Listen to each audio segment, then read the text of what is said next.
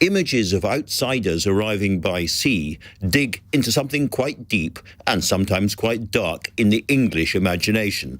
Older generations were brought up with a popular history that was really all about invasions and stopping them, or failing to stop them.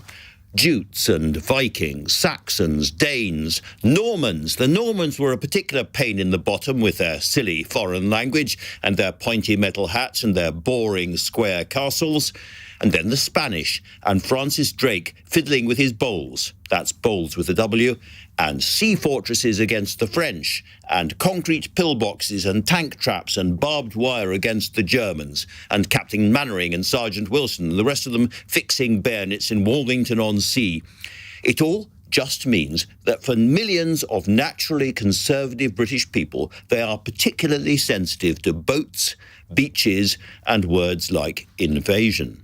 The Channel boat subject is going to be a really big issue between the parties from now until the general election, and it already generates far more heat than light.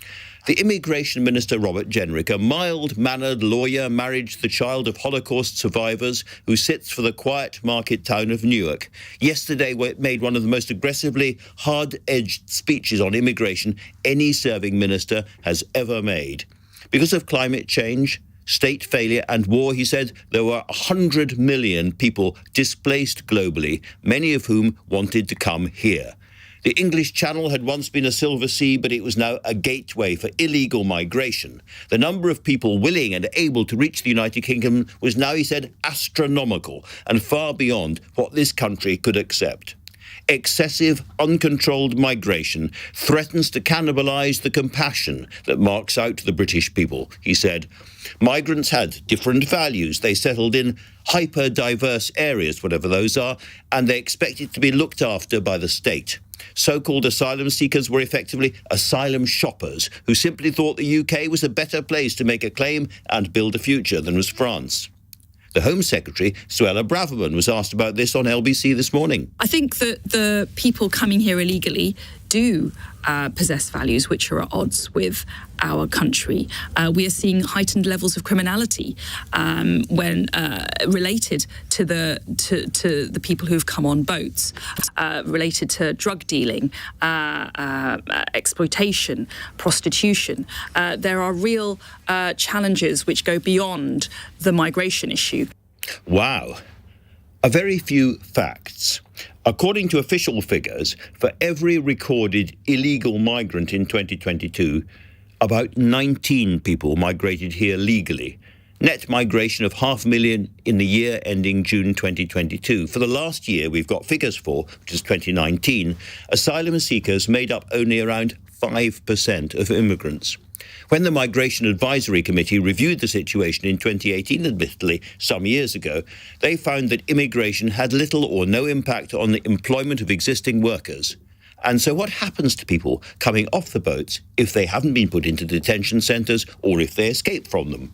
Some, no doubt, fall into crime, but there is little hard evidence about that. It's anecdotal and it's emotive. Mr. Jenrick talked about migrants kicking open the doors of houses in Dover, entering homes and being found in people's kitchens.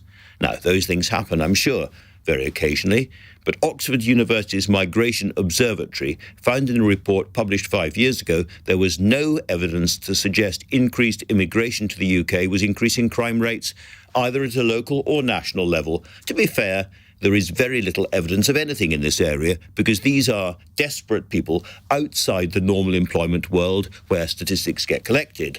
But you will meet them if you get your car cleaned in a particular garage forecourt, or you regularly have your nails painted pink, I don't, or if you hang around building sites. Mr. Jenrick argued that recent migrants have different values from the rest of us. Well, yes, they seem to be hard-working, and many are religious, so that's true.